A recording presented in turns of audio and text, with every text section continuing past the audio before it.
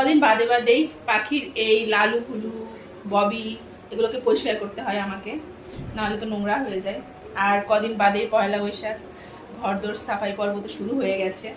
তো ভাবলাম যে আজকে একটুখানি সকাল সকাল যেহেতু কাজবাজ হয়ে গেছে, সকালের পর্বটা মিটে গেছে, তাহলে আমি এগুলো পরিষ্কার করে ফেলি।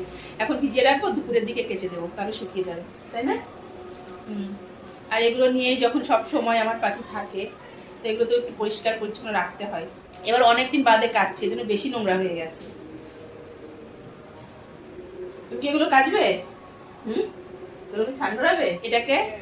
এটাকে প্রত্যেকদিন নিয়ে না ঘুমালে পাখির ঘুম হয় না। এরই আর একটা স্যাম্পল আছে এর থেকে ছোট, সেটা সবসময় হাতের কাছে থাকে, আর এটা ঘুমানোর সময় থাকে, তাই না? ওর নাম কি বলো একটু? ববি।